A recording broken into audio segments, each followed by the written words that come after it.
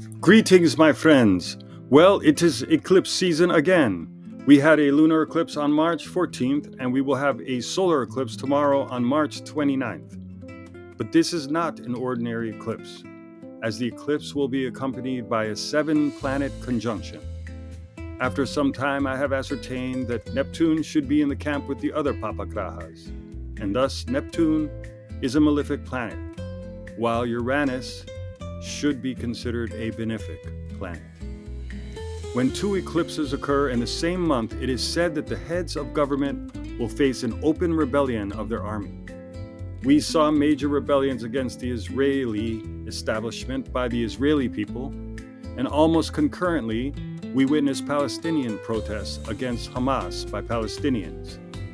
People on both sides called out their governments for their abject duplicity. Unfortunately, ancient texts tell us this combination also causes bloodshed in the coming months. These two eclipses occur in the month of Chaitra, and this affects women, Brahmins, writers, musicians, and jewelers. We also know that this is schizophrenic for rain.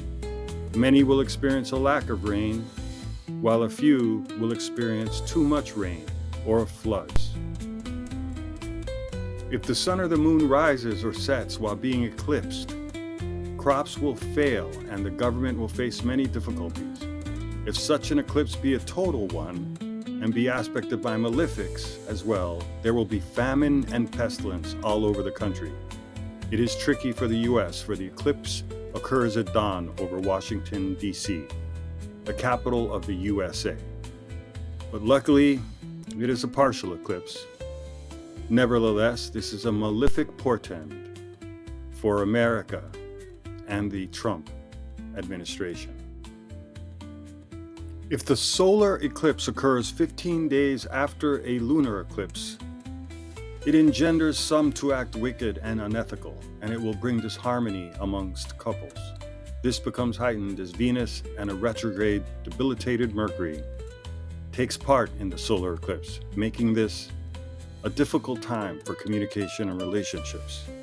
All of these conjunctions are exacerbated by the rare combination that if one eclipse occurring in Uttara Phalguni is followed by another 15 days later, that the effects of the first eclipse comes to fruition during the second eclipse.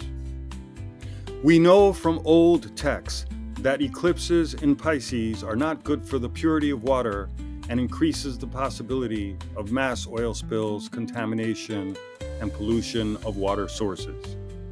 And thus, this instructs us that we need to be diligent and adopt a more concerted oversight into the activities of companies and individuals around water sources and our oceans. The lunar eclipse occurred in the 6th house of Elon Musk, while the solar eclipse will occur in his ascendant. Conversely, the lunar eclipse occurred in the ascendant of Donald Trump, while the solar eclipse tomorrow will occur in his 8th house, as well as causing scandals for Mr. Trump. This leads me to believe that his health is not well. Though the planets looked jumbled together, this solar system scope shows us how Mercury, Venus, the Earth, Moon, Rahu, Saturn, and Neptune are in almost perfect alignment.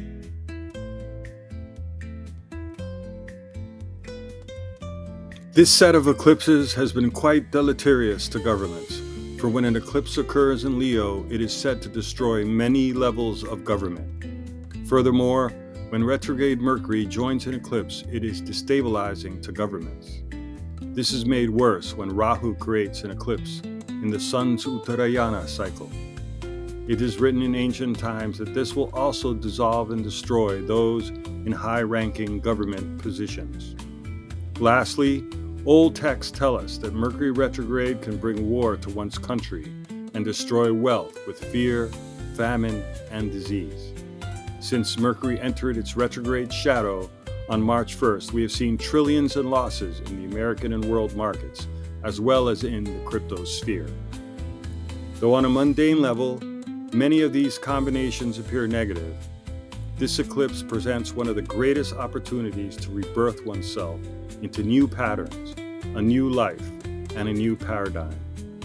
These eclipses give us all an opportunity to transform, start new, and be reborn in the reality we choose and aspire to reach.